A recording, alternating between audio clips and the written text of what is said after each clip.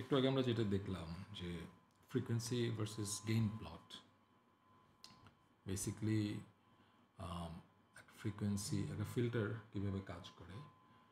তো সেই প্লটে আমার মনে হয় আরেকটু সময় দেওয়া দরকার।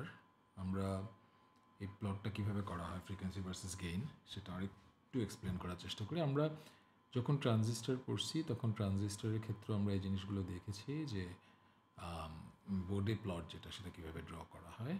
ইউজুয়ালি যেটা হয় সেটা হচ্ছে আমরা ধরা যাক ওয়াই এক্সিসে আমরা রাখি হচ্ছে আমাদের এক্স এক্সিসে রাখি হচ্ছে ফ্রিকোয়েন্সি, ওয়াই এক্সিস আমরা সাধারণত আমাদের গেইন কোয়ান্টিটিটাকে রাখি। সেটা ভোল্টেজ গেইন হতে পারে অথবা যেটা পাওয়ার গেইন হতে পারে।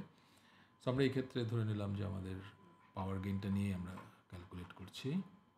সো আমরা যদি দেখি সাধারণ সেন্সে আমরা কি যেটা করবো সেটা হচ্ছে ধরা যাক এখানে আমরা ফ্রিকোয়েন্সি 100, 200, 300, 400, 500, 600 এভাবে বাড়াতে থাকবো লিনিয়ারলি। ঠিক একইভাবে আমরা গেইনও হয়তো বাড়াবো 1, 2, 3, 4। অর্থাৎ আমার যদি পি আই যেটা সেটা যদি 1 হয় তাহলে এই পয়েন্টের ভ্যালু হবে গেইন। P0 যখন 1 হবে তখন এটা 1, P0 যখন 2 হবে এটা 2, অর্থাৎ লিনিয়ারলি বাড়ছে। ইন রিয়ালিটি যেটা আমরা করি আসলে একটু পিনটা চেঞ্জ করি। ইন রিয়ালিটি আমরা যেটা করি সেটা হচ্ছে আমরা এই যে ওয়াই অ্যাক্সিসে আমরা সেটা লিনিয়ারলি রিপ্রেজেন্ট না করে আমরা সেটা লগারিদমিক স্কেলে রিপ্রেজেন্ট করি। লগারিদমিক স্কেল বিষয়টা কি? আমি যদি একটু দেখি যে আমার গেইনটা যখন 0, গেইনটা যখন এক্স্যাক্টলি 0 না, আমি আসলে শুরু করবো গেইনটা যখন 1, ইনপুট এবং আউটপুট সমান, গেইনটা যখন 10, গেইনটা যখন 100, গেইনটা যখন 1000। আমি যদি এভাবে প্লট করি, আমি যদি তাকে 10-এর পাওয়ার হিসেবে দেখাতে চাই তাহলে এটা হবে 10 to the power 0, 10 to the power 1, 10 to the power 2, 10 to the power 3। এবং আমরা যখন লগারিদমিক স্কেলে প্লট করি তখন আসলে আমরা এই পাওয়ারগুলো দিয়ে এটাকে রিপ্রেজেন্ট করি। সো আমার এটা হচ্ছে অ্যাকচুয়ালি 0, 1, 2, 3। অনেক সময় আমরা হয়তো এখান থেকেই প্লটটা করে থাকি যেহেতু সেটা 0। এখানে 1 বলতে অ্যাকচুয়ালি কিন্তু এটা 10 টু দ্য পাওয়ার 1 বোঝায়, এটা 10 টু দ্য পাওয়ার 2 বোঝায়, 10 টু দ্য পাওয়ার 3 বোঝায়। সো আমি যদি একটু চিন্তা করি যে আমরা আসলে খুব অল্প একটা জায়গায় অনেক বড় একটা গেইনের রেঞ্জকে কিন্তু আমরা দেখাতে পারছি। এছাড়া আমরা যদি হিস্ট্রিটা একটু দেখি, আসলে খুব মজার একটা হিস্ট্রি যে এটা কেন আমরা আসলে লগারিদমিক স্কেলে প্রকাশ করছি। তার জন্য একটা ভালো উদাহরণ হচ্ছে এটা যে আমরা যদি সাউন্ডের ক্ষেত্রে দেখি যে আমরা যে সাউন্ডটা শুনি, ধরা যাক আমরা হেডফোনে গান শুনছি, কোনো একটা সময় আমার সাউন্ড লেভেল ছিল হচ্ছে ফর এক্সাম্পল 1। আমি যদি সাউন্ডটাকে ডাবল করে দিই, অর্থাৎ আমার কাছে মনে হচ্ছে যে সাউন্ডটা আগে যা ছিল এখন তার ডাবল হয়েছে, সেক্ষেত্রে আমি যদি দেখি যে পাওয়ারটা যদি একটু কনসিডার করি ঠিক একই সময়ে ঠিক একই ইয়েতে 1 যখন ছিল তখন পাওয়ারেরটা যদি হতো 1, তার ভলিউমটা 2 যেটা আমার কানে ডাবল শুনছে সেই 2 জেনারেট করার জন্য আমাকে কিন্তু যে পাওয়ারটা দিতে হচ্ছে সেটা কিন্তু 10 গুণ বাড়ছে। অর্থাৎ একটা সাউন্ড যেটা আমার কাছে মনে হচ্ছে 1 সেটাতে যদি পাওয়ার লাগে 1 ওয়াট, যে সাউন্ডটা আমার কাছে 2 অর্থাৎ আগেরটা ডাবল সেটার জন্য অ্যাকচুয়াল পাওয়ারটা লাগছে কিন্তু এখন 10 ওয়াট। ঠিক একইভাবে 2 থেকে যখন আমি 4 করতে চাচ্ছি তখন আমার পাওয়ার লাগছে কিন্তু আসলে 100 ওয়াট।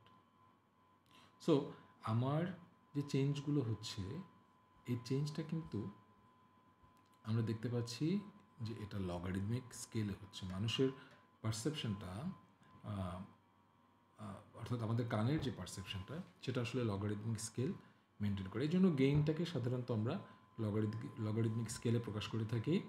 একইভাবে আমরা যদি দেখি যে ফ্রিকোয়েন্সিটাকেও আমরা আসলে লিনিয়ার স্কেলে প্লট করি না, আমরা সাধারণত লগারিদমিক স্কেলে প্লট করি। এর কারণটাই হচ্ছে যাতে করে আমরা একটা বিশাল ফ্রিকোয়েন্সি রেঞ্জকে আমরা একটা অল্প জায়গায় দেখাতে পারি। আর আদারওয়াইজ আমাদের আসলে যে মেগাহার্টজ গিগাহার্টজের ফ্রিকোয়েন্সি রেঞ্জ সেটা এখানে দেখানোটা একটু জটিল হয়ে দাঁড়াতো। তো এইটুক যদি আমি বুঝে থাকি, আমাদের এখানে যেহেতু আমরা একটা নতুন ধরনের এক্স অ্যাক্সিস ইন্ট্রোডিউস করলাম, যেটা আসলে একটা রেশিও এবং তার লগ হিসেবে প্রকাশ পাচ্ছে, তো সেই রেশিওটার আমরা একটা নাম দিচ্ছি। নর্মালি কিন্তু P0/Pi এটা একটা এটার কোনো ইউনিটলেস কোয়ান্টিটি, উপরেও এনার্জি, নিচেও এনার্জি। কিন্তু আমি যখন এটাকে লগ হিসেবে প্রকাশ করছি, তখন ইনভেন্টরের নাম অনুযায়ী এই ইউনিটটাকে আমরা বলছি বেল। সাধারণত bell is a big quantity, আমরা এটাকে ডেসিবেল হিসেবে প্রকাশ করে থাকি। 1 ডেসিবেল হচ্ছে বেলের 10/1 সো আমার যদি আমার যদি বেল হয় P0/P1 লগ, তাহলে আমার ডিবি হবে 1 ডেসিবেল হচ্ছে 10 ইন্টু লগ P0/Pi। আমরা দেখতে পারি যেমন আমার 1 মিটার হচ্ছে 1 ডেসিমিটার, 10 ডেসিমিটার হচ্ছে আমার আসলে 1 মিটার। সো সেখান থেকে আমরা একটা অ্যানালজি টানতে পারি। এখন আমরা যদি একটু দেখি আমাদের প্রিভিয়াস গ্রাফটাতে একটা টার্ম খুব ইজিলি ব্যবহার হয়, খুব ফ্রিকোয়েন্টলি ব্যবহার হয়। যেমন এই যে পয়েন্টটা, যেখানে আমরা বলছিলাম cut off point, cut off পয়েন্টে আমরা দেখছিলাম যে আমার যে পাওয়ারটা, সেই পাওয়ারটা হাফ হয়ে যায়। অর্থাৎ আমার পাস ব্যান্ডে যে পাওয়ারটা থাকে, আমার কাট অফ পয়েন্টে সেই পাওয়ারটা তার হাফ হয়ে যায়। আমরা এটাকে একটু ভিন্ন ভাষায় প্রকাশ করতে পারি।